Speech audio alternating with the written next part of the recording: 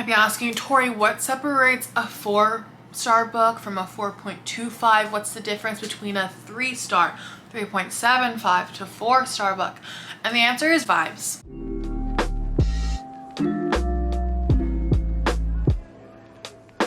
Hello party people, what's up? Welcome back to my channel. I'm Tori. I hope you're doing well. For today's video, I'm going to be talking about books, specifically all of the books that I've read this year so far in 2022. I don't know, I've been consuming a lot of book related content, so I figured I would make my own video just to show you all the kind of books that I gravitate towards. I promise more fashion content will be coming soon, but I just came back from vacation, so literally the last thing on my mind right now is trends. I'm still like posting photos from vacation, and I just finished one of my vacation reads, so this is why. So for today's video, I have 16 books to share with you today. I read 2 of them mostly on audiobook. I read 4 short story / essay collections, and the rest are contemporary fiction and romance. So let's go.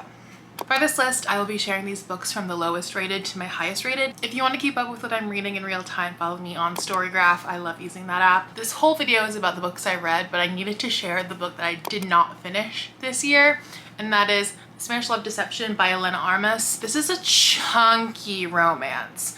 The 2 protagonists in this book are Catalina Martin and Aaron Blackford, and essentially Catalina needs a date to her sister's wedding because the best man is her ex-boyfriend, and for some reason she just cannot go alone. I could not get through this book. I know this is a huge book on TikTok, and this book is number 1, pretty poorly written, and 2, the characters are just so bland. This is supposed to take place in like a wedding, and I didn't even make it to the part of the book where they make it to the wedding. I didn't even get to the airport when they leave for this wedding because the wedding is in Spain. I read this with my book club, and literally it was the most entertaining book club I've ever been a part of, just because we were hating on this book the whole time. I'm so sorry to Elena Armas. She's definitely not watching this video, and she definitely doesn't care because clearly this book is flying off the shelves, but I hated it. I couldn't finish it, and I do love a good romance, but she was not for me. So starting off with my 2-star reads, I only have 1 to share with you today, and that is Anxious People by Frederick Bachman. This book follows a group of people who are at an apartment open house, and they get held hostage by a bank robber from across the street. And I just really did not enjoy this book too much. I think one issue that I had with this book is that there's way too many characters to keep track of. I'm someone who, like, if there's more than like 5 or 6 main players, I can't do it. I just felt like I didn't really get to know any of these characters, and I felt like the most profound things that were being said were not being said through the characters or through the characters' actions and discoveries, but were more discovered just based on the observation of the narrator, and it really just like made it feel like such a slog to get through. I actually stopped reading it physically and started listening to the audiobook halfway through because the audiobook presentation and performance is actually really great, but this book is just not my cup of tea. There were also some excerpts that I was reading that really made me feel like this book was just trying really hard to be very poignant and profound, and it just really did not work for me. So I gave this 2 stars. Moving on to my 3-star reads, I also only have 1 book for this category, and it is It Ends With Us by Colleen Hoover. I got this as a gift over Christmas, and I decided to read it so I could have something to talk about with the person who gifted it to me. I was really late to the Colleen Hoover train. There's so many content creators that I really love who love Colleen Hoover, and especially this book in particular, but this book just felt super average to me. This book is about our main character, Lily, who lives in Boston. She quickly falls into a relationship with this man named Ryle and creates a really close bond with his sister, and then she runs into her childhood love named Atlas. This book is fine, which is why I gave it 3 stars. Like, it was definitely like a fast read for me to get through, but I don't think I really like Colleen Hoover's writing style. I just think, again, it felt very boring because it felt like nothing was actually like happening on the page. It felt very passive to me. I also just could not get over the names in this book, like Atlas and Ryle. Come on now. And one thing about our protagonist, Lily, that I just could not get over was that she has an obsession with Ellen DeGeneres. Within this book is a diary that Lily keeps, and instead of writing like a diary, she writes to Ellen DeGeneres. Every time I had to read one of those like diary entries, my eyes glazed over, and I was like, oh my god, this is so dumb. And especially when we're living in a time when everyone had kind of found out that Ellen DeGeneres is not the best lady in the world, it's really hard to stay in this world. Moving on up my rating ladder, I have my 3.5 star reads. And then the first one I have here is the first collection of stories that I have, and it is Little Weirds by Jenny Slate. I started reading this collection of short stories in 2021 and I just finished it this year. I really love Jenny Slate. I think she's a great comedian and I really enjoyed this book of short stories. My only qualm and the only reason why it's rated so low is just because I didn't feel like these stories were weird enough. If it's called Little Weirds, I want it to take me to a place that I've never been before, but it was just a normal amount of weird, I think. But the titles within this that really stuck out to me were Daydream / Tides, I Died Valentine's Day, Color Spirit, A Prayer, I Was Born About to Bust, The Pits, Kathleen / Dog Flower Face, Creed, Kinship, Dog Paw, and Blue Hour. The contents of this book definitely varies so that you don't actually have to read all of these short stories at once or in one sitting, which is why it took me forever to get through, but it was fun. The next book that I rated 3.5 stars is No One Is Talking About This by Patricia Lockwood. I saw a lot of people talking about this book throughout my time consuming book content, and this follows an unnamed protagonist who's going on tour around the world after one of her posts in The Portal goes viral. The Portal is kind of what they refer to as the internet and social media and stuff like that. Although the narrative of the story didn't really captivate me as much as I thought it would, the way Patricia Lockwood has basically been able to archive my experience of the internet and the portal was actually very interesting, and I think adds a lot to this book. She would reference certain memes and certain jokes just by quickly describing a gif or reiterating the joke, and I was like, I know exactly what she's talking about. There is this one part where she talks about the Folgers coffee commercial with the siblings that have sexual chemistry, and it's I remember when everyone was making fun of that ad. This definitely reflected the kind of brain worms that I feel like I have when I'm scrolling on the internet, so it definitely was really funny and very weird. I think going into this with knowing as little as possible is also what makes it a really fun read. But yeah, 3.5 stars.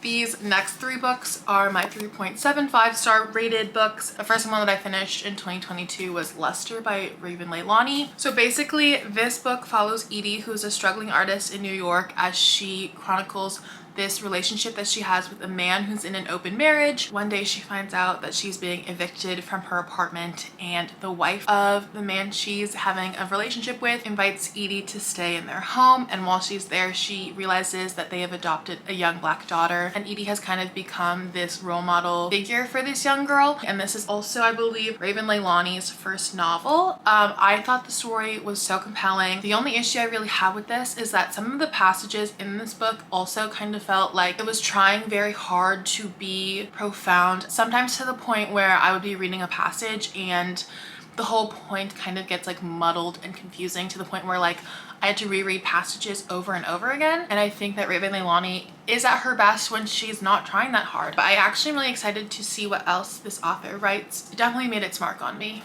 The next two books in here I think are actually short stories and essay collections. And the first one is Slouching Towards Bethlehem by Joan Didion.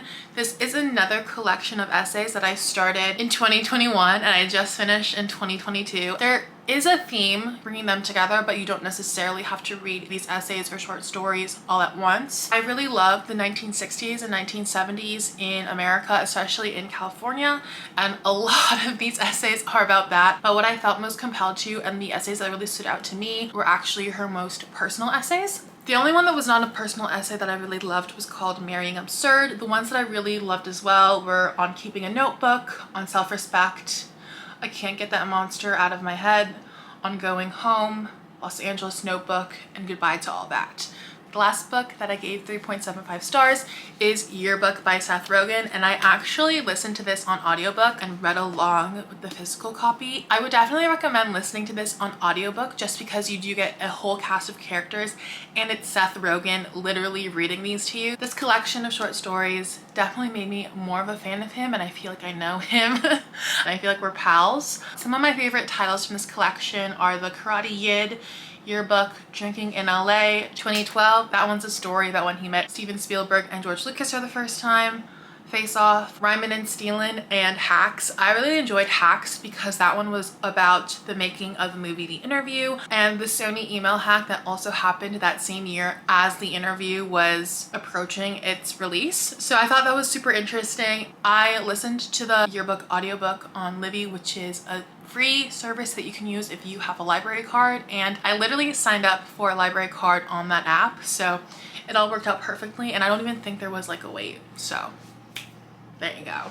Moving on to my 4-star reads, and I actually had quite a bit of 4-star reads so far in 2022, which is really exciting. The first one that I have to show you is Less Than Zero by Bret Easton Ellis. This is also the first book that I finished this year. So Less Than Zero follows our protagonist named Clay as he comes home to Los Angeles from winter break in college, and you're just following him doing absolute debauchery around the city. Trigger warning. If any of the things such as drug and alcohol abuse, talk about eating disorders, self-harm, and I would honestly say like general gore freak you out, perhaps this book is not for you. I just thought it was very interesting, and I also found myself while I was reading this book like contemplating my own experiences or the conversations I've had with people and how they kind of have mirrored this. So in a way, our generation has not changed that much, or at least the experience of young people has not changed too much. I haven't watched the movie. I believe the movie stars Robert Downey Jr. Because of this book, I did buy American Psycho by Bret Easton Ellis, which I hope to read sometime this year. If you're someone who is really into like the Donna Tartt universe, Bret Easton Ellis and Donna Tartt attended the same college. They were close pals, and we're all writing really incredible works while at college together. So I think that's really interesting. The next book I have is The Wolf and the Woodsman by Ava Reed. This is actually the first proper fantasy book that I've ever read, and I gave it 4 stars. I also started tabbing it. I do not have the brain power to like accurately and concisely summarize this book, but it basically follows this woman named Avike who comes from a magical village. But the trick is she's the only woman there without any magic, and she has been chosen as basically sacrifice for the king of this kingdom, and the woodsmen are sent by the king to fetch the magical woman, and so obviously things ensue on her journey to the king. So I don't think that was a good explanation at all. I would definitely suggest this as your first foray into fantasy if you're similar to me, because there is like a little thread of romance that was getting me through the story until the story really hooked me in. I believe this book was also inspired by Hungarian and Jewish myths, which is another reason why my book club picked to read this. And it was really fun and fantastic. It was a very refreshing read for sure. My next 4-star read is, spoiler alert, by Olivia Dade. It follows our 2 protagonists, April and Marcus. April is a geologist and a huge fan of this show called God of the Gates, and Marcus is an actor on said show. Basically, the show account on Twitter tweets like a fan cosplay contest, and April finds the courage to submit a photo to it, and April is a plus size woman, so she already was like nervous about posting a photo of herself, but she does, and she gets a lot of love, but she also gets a lot of hate comments, and Marcus sees all the hate comments and basically apologizes and says anyone would be lucky to date her. So guess what? They end up going on a fake date and things ensue. There's also another layer to this story which made it actually way more compelling to me than any normal romance, and it's the fact that April writes fan fiction under a pen name, and as does Marcus. And they don't know on their first date that they have actually been best friends and have been chatting on this fan fiction website for years and are basically best friends and editors for one another. And yeah, I just think it's super sweet. This was definitely a really fun read. This is my first read with like a canonically plus size woman. I also really liked that because of this like added layer of like a friendship, the miscommunication trope in the last act really makes a lot of sense. I don't know, it was super cute. It also made me really miss Comic-Con. But 4 stars. The next 4-star book is Interior Chinatown by Charles Yu.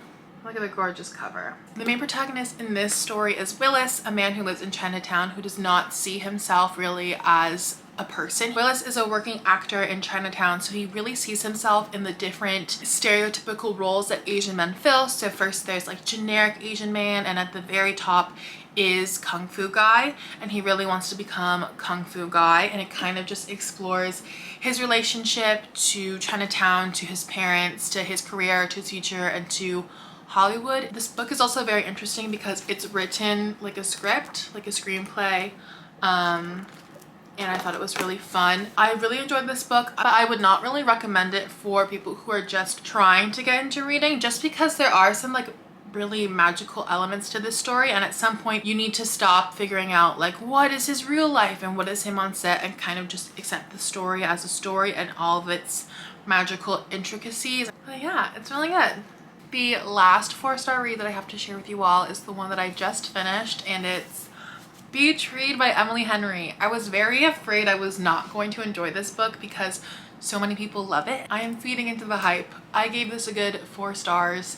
If you don't know, this book follows our 2 protagonists, January and Augustus, and they were like peers in college in a writing program but have not spoken to each other since, and they kind of have a little bit of a feud going on, or a little bit of animosity towards one another. And then one day January moves into her dead father's beach house, and guess who's her neighbor? Augustus, or Gus. I think that's what we actually call him that. And they both are kind of having writer's block for their next book, so they strike a deal and they try and write a book in the other person's genre. January is a romance writer and Gus is more like a serious literary fiction writer. But obviously things happen, feelings are caught. It was great. I am in love with Gus, and I did picture Gus as Logan Lerman. So take with that what you will. Definitely would recommend, especially right now if you are going to be on a beach this summer. And this one is a 4.25 book, and that is The Pisces by Michelle Broder. We read this for a book club I'm in, and we all kind of realized that we love reading books about unhinged women. This one was a good one. I gave this one a 4.25 just because the story has really stuck with me, and I found myself thinking about this book and whether things that happened in it were like real, or were they just like feelings, or were like what was happening. I was like, I could not stop thinking about it. I also laughed out loud, and I like cringed and like concaved into my body reading this book. So this book follows Lucy, who's an older woman who's finishing her dissertation on Sappho, and she goes through like a very excruciating breakup with her long-term partner. While she's going through this breakup, her sister calls her and says, "Hi, I know you're doing horribly. Could you please come to Venice Beach and watch my dog while me and my husband travel over the summer? I will literally pay you. You just need to get out of Arizona and stop thinking about your breakup." And Lucy says yes. And while she's dog watching for her sister, Lucy also goes to a therapy group. And in this therapy group, she makes some very interesting friends. And she also, while she's in Los Angeles, falls in love with a mermaid. Yeah. It's really interesting. I thought this was such a romp of a read. It was so entertaining. I read it so quickly. I didn't find the main character to necessarily be very relatable, but I think some of her observations are very universal. Very interesting, sparked a lot of good conversation in book club. This was fun. This was also very fun to discuss in person, in public, in a Cheesecake Factory.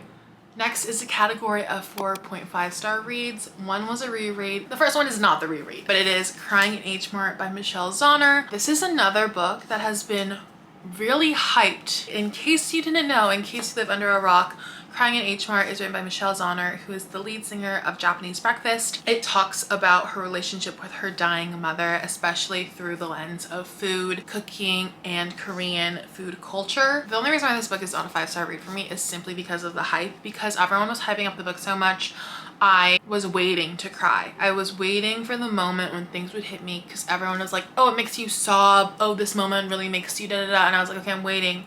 And I think because I was anticipating to feel so strongly, I was taking myself out of the book, which is definitely, I think, a consequence of when a book gets a lot of conversation and hype, which I'm contributing to, but also I think just in the way that I'm perceiving my reading experience. I really related to some of the things she said about her relationship with her mother. Like, she talks about how her mom gave her her first skincare and Clarisonic brush, and I was like, Michelle, shut up. My mom literally gifted me a Clarisonic brush when I was like 9 years old to tell me about the importance of skincare. So I thought it was like really interesting that even though we have like different cultural backgrounds, there are some shared experiences. I was like, Michelle, get out of my head. It really did make me crave Korean food. So definitely be prepared. If you're someone who like food triggers you, obviously please do not read this book. I definitely think if I reread this book, I will be listening to the audiobook because I believe Michelle narrates that as well. Okay, and then some of my favorite passages from this book are Save Your Tears, New York Style, Dark Matter, Living and Dying. This one's really hard. What Priscilla's awesomeness does not in you bound. A Heavy Hand, Lovely, and Kimchi Fridge. Those were some of the standout ones to me. I would definitely recommend everyone read it, and don't feel pressured to cry. Yeah. The other book that I gave a 4.5-star rating in 2022 was Daisy Jones and the Six. I listened to this audiobook as a reread. I have lent out my copy to a friend and I really wanted to reread it because I have been and I still am super hyped for the show that's coming out soon with like Sam Claflin, Riley Keough, and Suki Waterhouse. So I was like, I just want to go back to that story. That's also a really great audiobook because that also has a full cast of characters and Judy Greer is in it. Judy Greer plays Karen, and even in audiobooks I'm like, Judy Greer should be the main character. Judy Greer should get all the awards. I didn't think the like surprise reveal would make me cry. When I was literally hiking when I was listening to that part of the book and I had to stop because I started crying. I had to stop on the side of the mountain and be like, wait, I need a moment. I need to take in this view, but also this audiobook is making me cry. And that really speaks to my love of Daisy Jones and the Six. Yeah. Okay.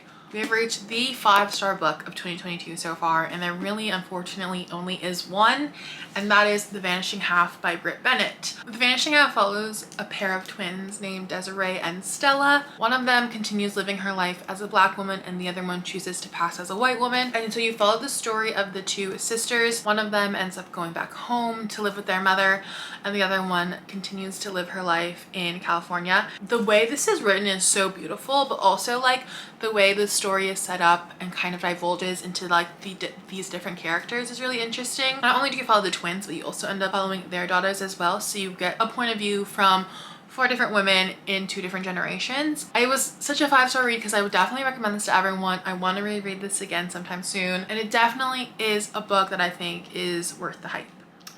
But that's it for this video. I hope you enjoyed. I hope you found some books to add to your ever-growing TBR. If you have any book recommendations for me, please leave them in the comments down below. And I promise a new fashion video is coming very soon. I'll see you in the next one. Bye!